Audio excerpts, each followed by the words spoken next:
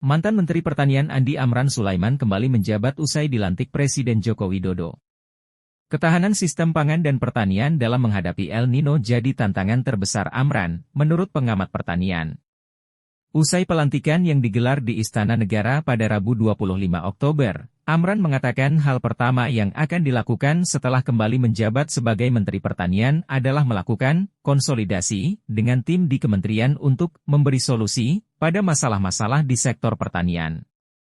Yang terpenting adalah bagaimana menyelesaikan masalah-masalah petani. Apa keluhan petani? Ujar Amran.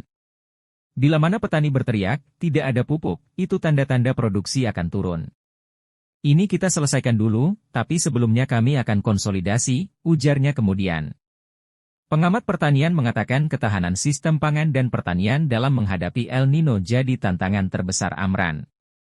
Tentunya dengan cuaca yang lebih kering akan ada pergeseran pola tanam oleh petani, misalnya dari padi ke jagung. Kementan perlu mengantisipasi ini dan menyesuaikan program-programnya, kata Kepala Departemen Penelitian Agrikultur dari Indonesian Policy Studies, CIPS, Aditya Alta.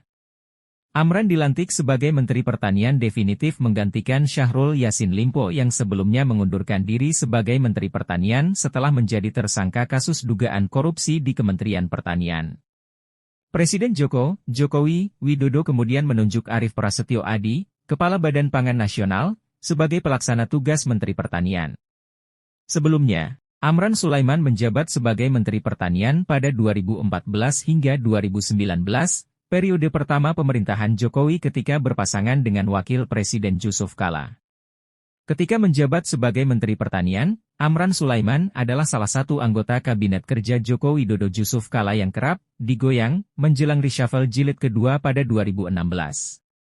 Kala itu, dia dianggap tak mampu mengatasi ketersediaan daging di saat bulan Ramadan. Selain melantik Menteri Pertanian baru, Jokowi melantik Letjen TNI Agus Subianto sebagai Kepala Staf TNI Angkatan Darat, KSAD. Menggantikan Jenderal Dudung Abdurrahman KSAD yang saat ini akan memasuki masa pensiun pada November tahun 2023 ini. Jokowi juga melantik Duta Besar Indonesia untuk Argentina, Sulaiman. Rekam jejak Amran Sulaiman. Amran Sulaiman, yang lahir pada 27 April 1968 di Bone, Sulawesi Selatan, merupakan alumni Fakultas Pertanian Universitas Hasanuddin. Amran pernah tercatat sebagai dosen Fakultas Pertanian Unhas. Ia juga sekaligus peneliti dan pemegang 5 hak paten.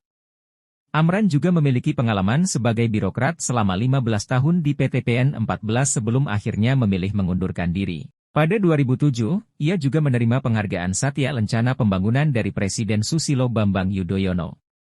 Pada 2014, dia dipilih Jokowi sebagai Menteri Pertanian dalam Kabinet Kerja. Pada 2016, Amran mendapatkan serangan bertubi-tubi karena dianggap bertanggung jawab atas tingginya harga daging sapi di bulan Ramadan dan Lebaran, pembukaan impor jeroan sapi dan daging kerbau. Ia terancam dicopot sebagai Menteri Pertanian, namun namanya tidak termasuk menteri yang dicopot ataupun digeser oleh Jokowi.